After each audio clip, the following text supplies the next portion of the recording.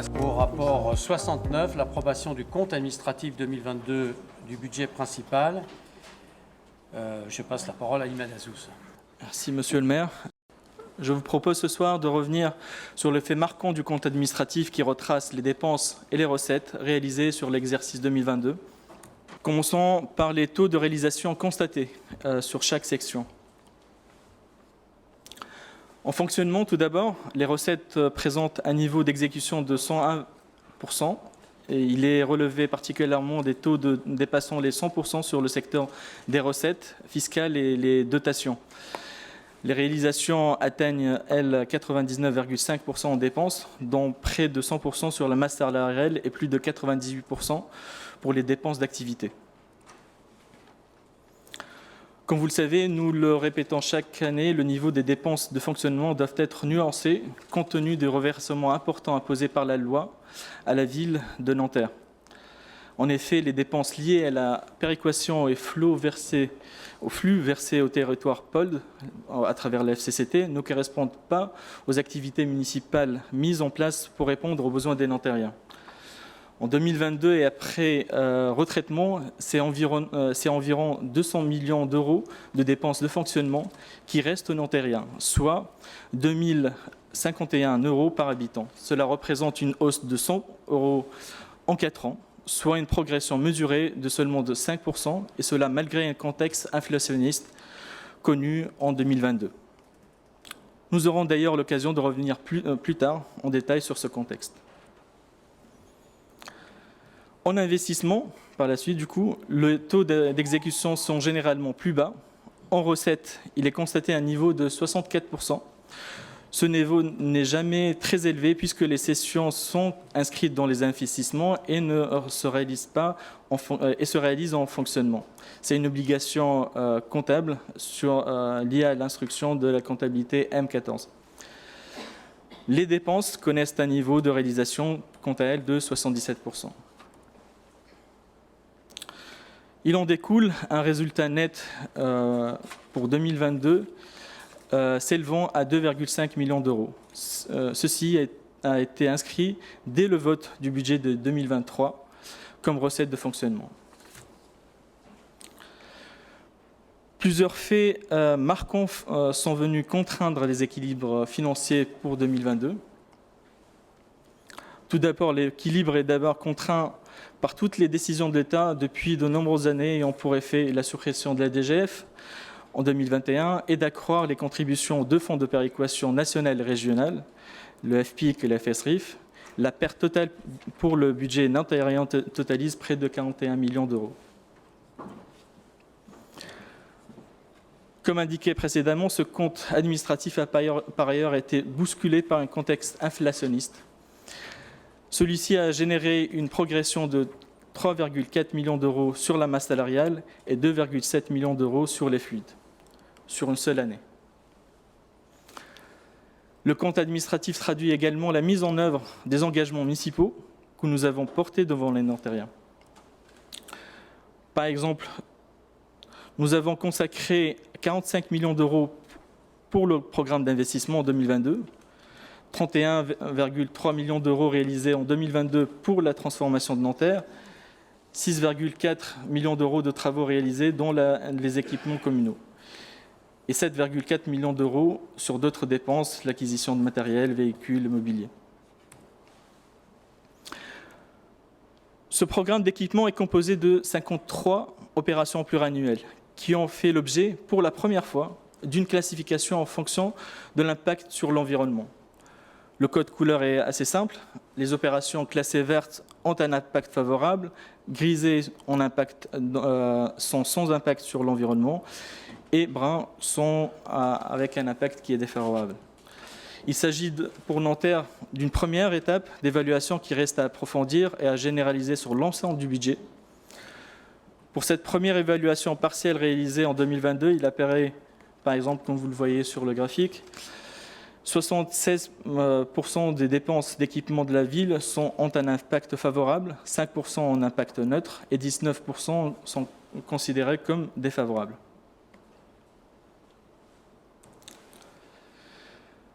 Il est de même pour accélérer la transition écologique.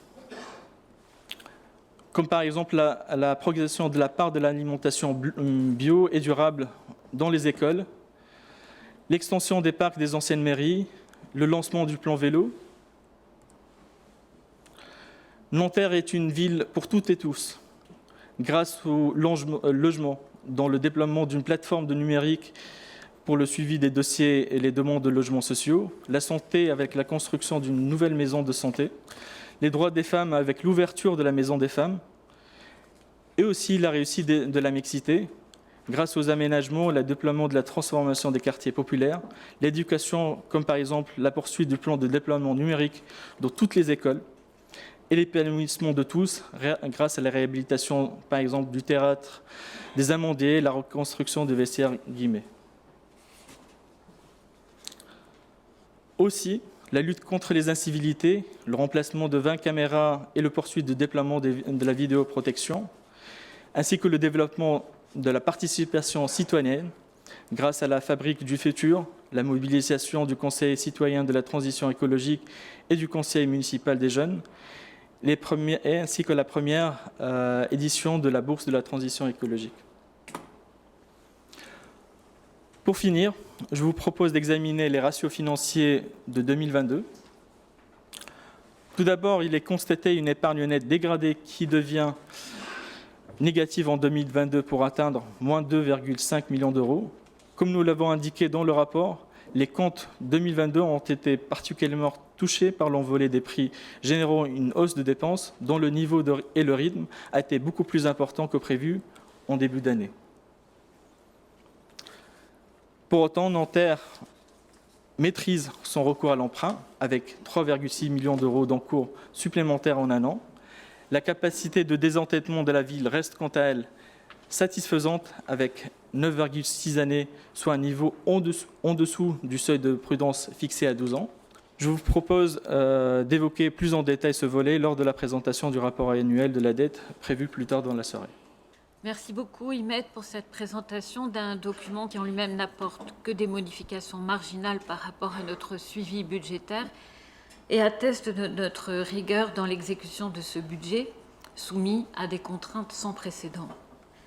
La principale innovation de ce compte administratif réside dans l'introduction du budget vert à la demande de notre groupe lors de notre intervention au Conseil municipal du 3 avril 2023. Nous sommes convaincus que cet outil, lorsqu'il sera pleinement déployé et applicable à l'ensemble du budget de la ville, nous assistera en amont pour tout arbitrage. Nous ne nous contenterons pas de l'utiliser, comme le font certaines collectivités, à l'instar du département des Hauts-de-Seine, à des fins de communication institutionnelle donnant l'illusion d'avertissement sans réalité concrète. Pour cela, il nous faudra bien évidemment nous détacher d'une démarche globale et initier collectivement un vrai travail analytique.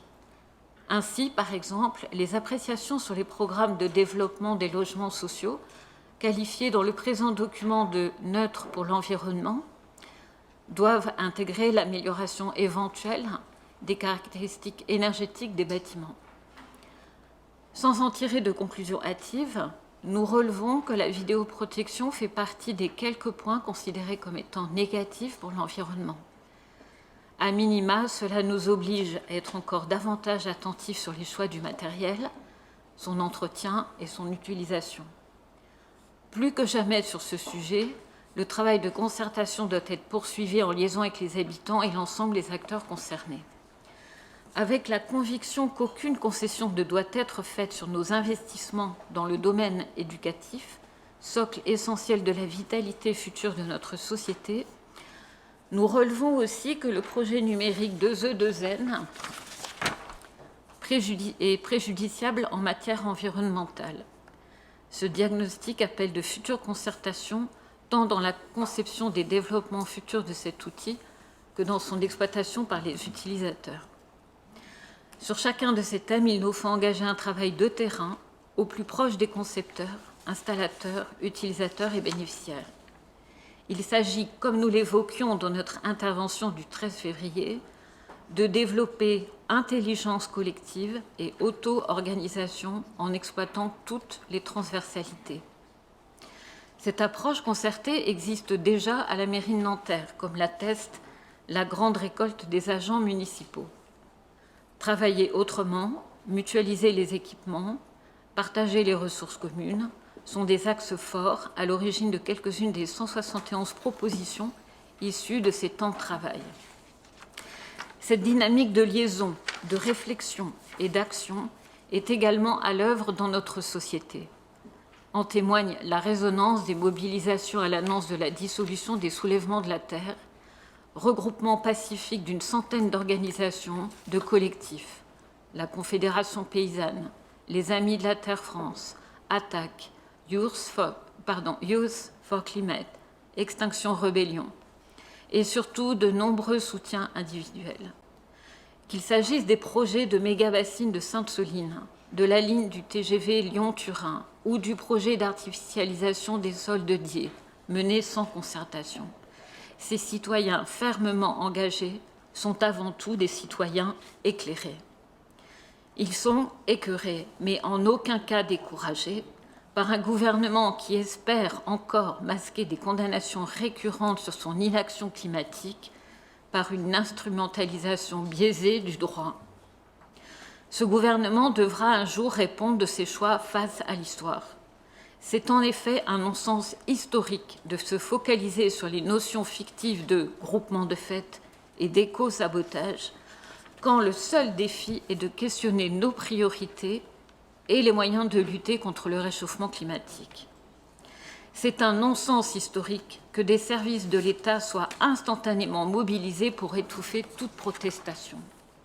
Ainsi, on peut se demander si, mercredi dernier, devant la préfecture des Hauts-de-Seine, il était bien nécessaire de mobiliser un véhicule et 4 agents de la brigade anticriminalité du 92 après une rétention pendant près d'1 heure des papiers d'identité d'une de nos collègues élus pour que nous expliquions les raisons d'un acte extrêmement agressif. Avoir écrit le mot « soulèvement » avec des pommes de pin trouvées sur place pour exprimer notre protestation contre la dissolution des soulèvements de la terre. Face à l'irresponsabilité historique du gouvernement, la détermination des militants nous engage, à un niveau local, à faire acte d'éco-vigilance, voire d'éco-résistance. Je vous remercie.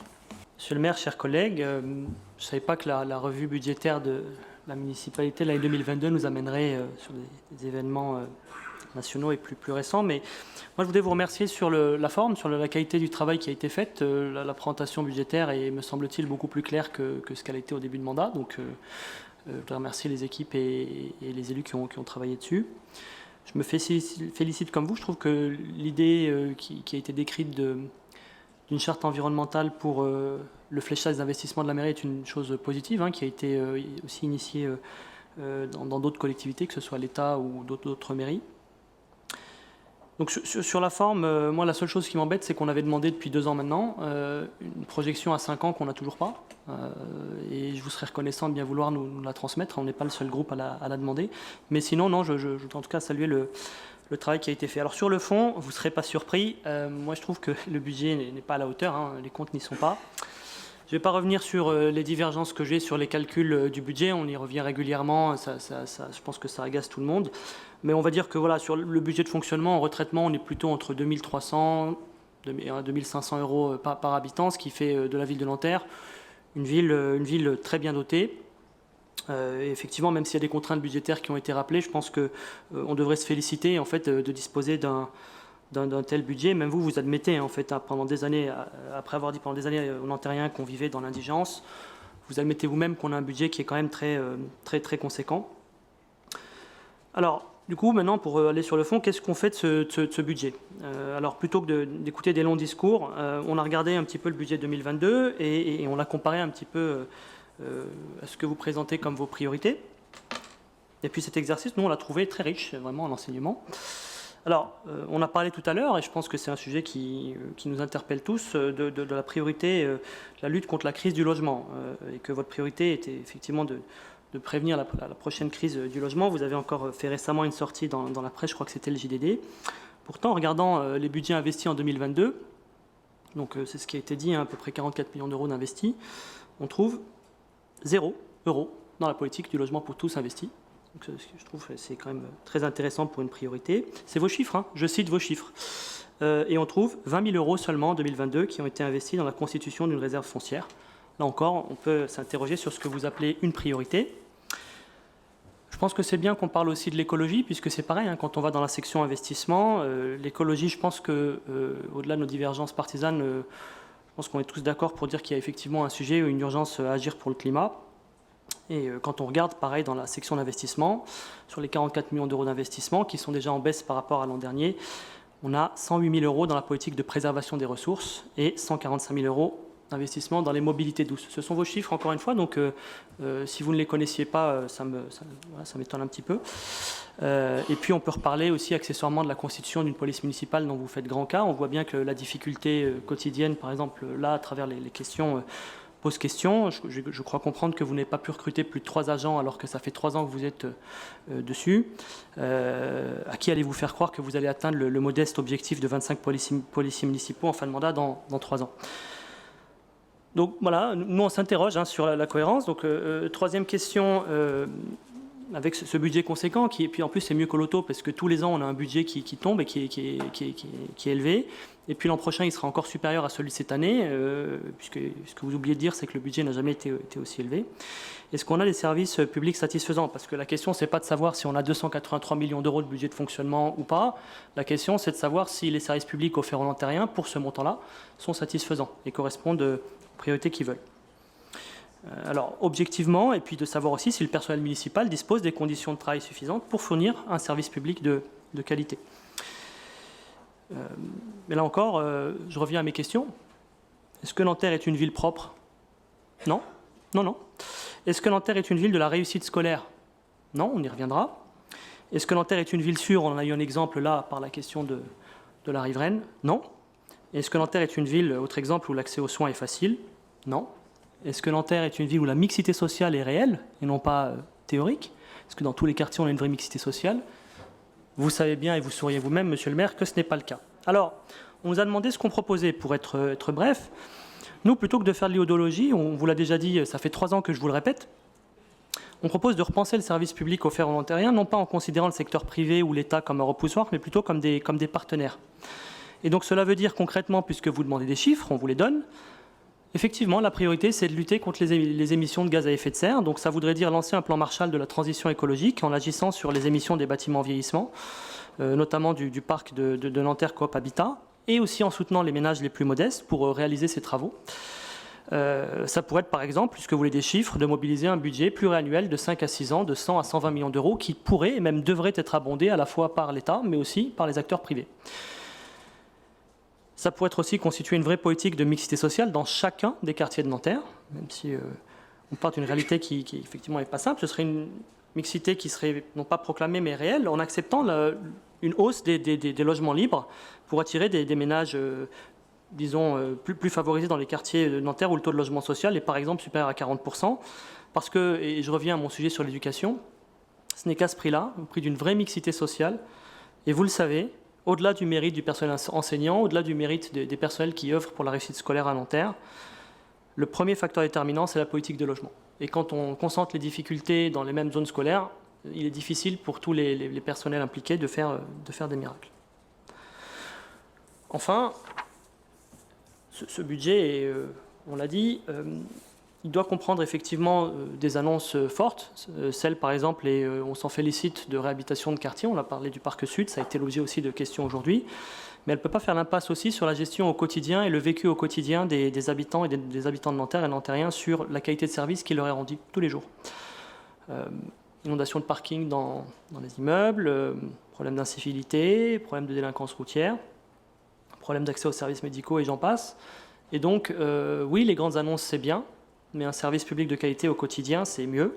Et donc, ça suppose effectivement une gestion fine des effectifs et des missions, et une vraie exigence, en fait, sur la qualité de service public. Donc, en somme, et vous l'avez compris, ce budget, je vous l'avais déjà dit lorsque vous l'aviez voté l'an dernier, je vous ai dit qu'il n'était pas à la hauteur, notamment sur les sujets de transition et sur l'exigence de qualité de service public qu'on peut avoir. Je vous le confirme, ce budget n'est pas à la hauteur et nous voterons donc contre. Je vous remercie. D'abord, merci à IMED pour la présentation du compte administratif. Merci aussi aux services qui l'ont accompagné. Ce compte administratif nous donne des indications claires sur les choix que nous avons opérés pour notre ville. Il traduit de façon budgétaire les différentes actions que nous avons mises en avant dans le cadre du budget 2022. Ce document, cette analyse permet aux Nantériennes et aux Nantériens de connaître l'ensemble des actions, initiatives et projets que nous menons ou que nous avons réalisés avec transparence. On ne cesse de le répéter, notre ville traverse un contexte financier contraint, marqué, entre autres par une absence totale de DGF et une péréquation particulièrement injuste, sans oublier le contexte international toujours aussi complexe. Autant d'éléments qui nous ont conduits à optimiser notre stratégie budgétaire comme notre stratégie gestionnaire. Cette double peine que nous vivons ne saurait cependant constituer un frein insurmontable aux ambitions que nous portons pour notre ville. Cette détermination, ce ne sont pas uniquement des mots ou des principes, c'est une réalité bien concrète, comme en témoignent les réalisations que nous avons menées dans le cadre de nos délégations respectives. Je pourrais citer plusieurs exemples. Je reviendrai plus particulièrement sur la santé, en m'inscrivant en faux par rapport aux propos qui ont été tenus par mon collègue. En matière de santé, la ville a été particulièrement active avec le lancement de la construction du centre municipal Juliette Thénine, mais aussi en accompagnant un certain nombre de professionnels de santé libéraux qui sollicitent la ville pour les accompagner dans leur installation. Toujours dans le domaine de la santé, même si ça ne relève pas directement du compte administratif, je témoignerai des relations très fortes qu'il y a entre la ville et notre hôpital, qui a entrepris un grand plan de rénovation. Et vendredi dernier, j'étais avec monsieur le maire à l'inauguration du nouveau plateau de consultation de l'hôpital. Donc une politique en matière de santé forte.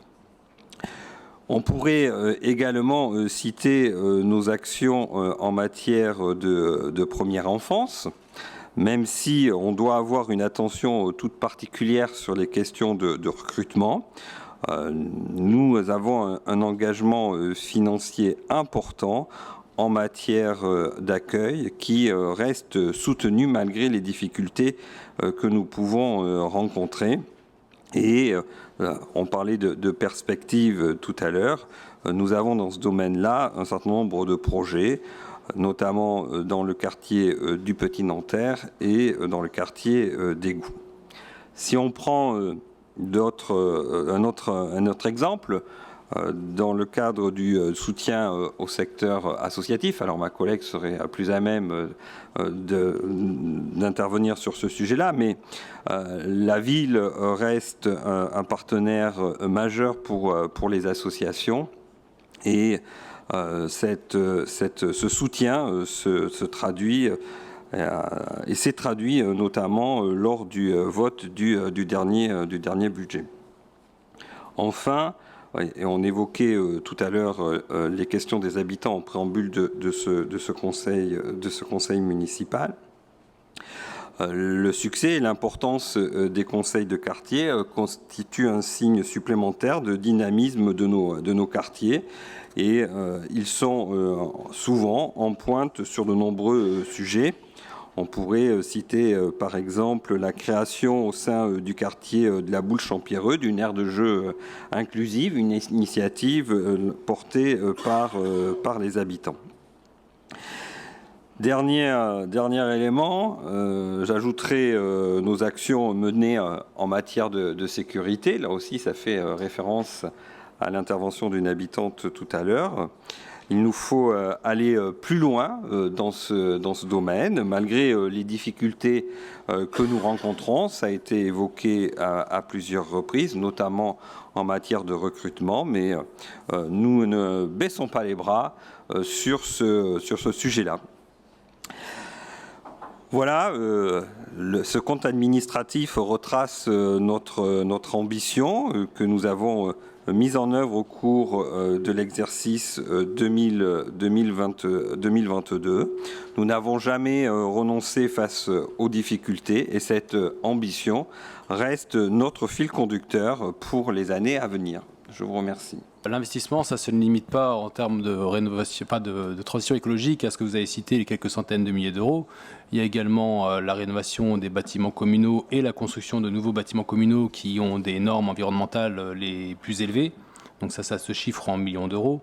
Il y a la végétalisation des cours d'école, il y a les parcs de logements sociaux qui sont rénovés, avec par exemple le projet de rénovation des logements des Touraillots, qui est actuellement le projet au niveau de la France le plus important. Il y a également un projet à venir, qui est déjà en cours d'ailleurs, au chemin de Lille. Il y a l'investissement du passage en LED pour les luminaires, il y a l'investissement pour la mise en place du stationnement réglementé et des zones 30. Donc voilà, vous avez cité quelques petits exemples, mais l'investissement en matière de transition écologique regroupe plein d'autres secteurs et des montants bien plus élevés que vous le citez. Et j'en profite pour regretter que vous n'ayez pas profité de votre temps de parole pour répondre aux accusations de ma collègue, qui sont quand même très très graves et qui concernent un peu les fondements de notre démocratie.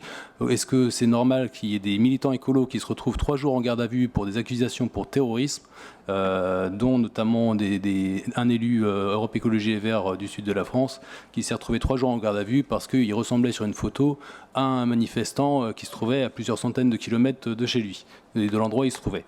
Donc voilà, et je regrette aussi que le gouvernement, à la première occasion au Salon du Bourget, quelques jours après, nous dise que pour lui l'avenir du secteur aérien, c'est qu'il croisse de manière continue et de manière encore intense. Donc après, vous vous targuez de porter la transition écologique, pourtant le gouvernement que vous soutenez fait l'inverse et le démontre tous les jours. Franchement, M. Aubry, vous m'inquiétez. Vous m'inquiétez. Parce que, donc, les sujets que vous citez, sécurité, logement, réussite scolaire, santé. Vous avez oublié emploi, parce que évidemment il y a un nombre trop important de chômeurs à Nanterre, sont précisément des politiques nationales. Les collectivités apportent leur contribution, mais ces politiques sont des politiques nationales. Alors je me suis dit, ça y est, M. Aubry fait le procès du gouvernement français, le procès du président de la République et de sa majorité, puisqu'il constate sur le terrain que, évidemment, par exemple pour ce qui est du logement, évidemment, comme vous vous promenez dans la région parisienne, vous voyez bien que, effectivement, ce que j'ai dit il y a 5 ans au président de la République sur le fait qu'on allait vers une crise du logement extrêmement grave et que peut-être le prochain mouvement des Gilets jaunes se déroulerait sur le logement en région parisienne, je lui ai dit de vive voix dans le cadre du débat qui avait suivi, et malheureusement en train de se produire, puisque nous sommes à 750 000 demandeurs de logements sociaux en région parisienne et en Île-de-France, et qu'ils ne s'en libèrent, on en attribue chaque année que 70 000. Ce qui veut dire que tout demandeur de logement, normalement, attend 10 ans pour avoir une réponse. Alors, évidemment, nous ne faisons pas évidemment que simplement mettre des moyens, des actions, des financements, mais évidemment, nous aussi, nous participons à l'action, à faire des propositions. Et très sincèrement, vous devriez, puisque vous êtes un observateur attentif de ce qui s'écrit, vous devriez être attentif au fait que pour la première fois, un élu de droite donne raison à ceux qui aiment mon combat depuis plusieurs années, qui est de dire on ne peut pas construire du logement abordable, c'est-à-dire du logement social, du logement intermédiaire et du logement en accession à prix raisonnable, si on ne maîtrise pas le coût du foncier. Le gouvernement français, son ministre Olivier Klein, avec lequel j'en ai parlé, n'a pris aucune mesure dans les mesures qui ont été annoncées aujourd'hui, et pour la première fois, alors que jusqu'à maintenant tout le monde disait non, pas le problème, c'est le marché, etc., un élu de droite, vous devriez regarder vos classiques, un élu de droite, Dugouin-Clément, le vice-président du conseil régional, dit il faut s'attaquer à la régulation du prix du foncier en Île-de-France, parce que sans quoi nous ne pourrons pas résoudre la crise du logement. Donc, vous m'inquiétez, il faut vous ressaisir, il ne faut pas céder à la tentation au moment où, évidemment, ce gouvernement est en très, très grande difficulté. En tout cas, nous, à Nanterre, nous allons continuer d'agir. Nous prenons les responsabilités qui sont les nôtres. Mais évidemment, il serait mieux que le gouvernement, que nous ayons un gouvernement qui, enfin, sur les questions environnementales comme sur d'autres grandes questions, se choisissent des politiques qui contribuent à ce que dans les communes, dans toutes les communes de France, on puisse parvenir à solutionner des questions comme la réussite scolaire pour tous, comme l'accès à la santé pour tous, comme l'accès au logement pour tous et comme un niveau de sécurité pour toutes et tous.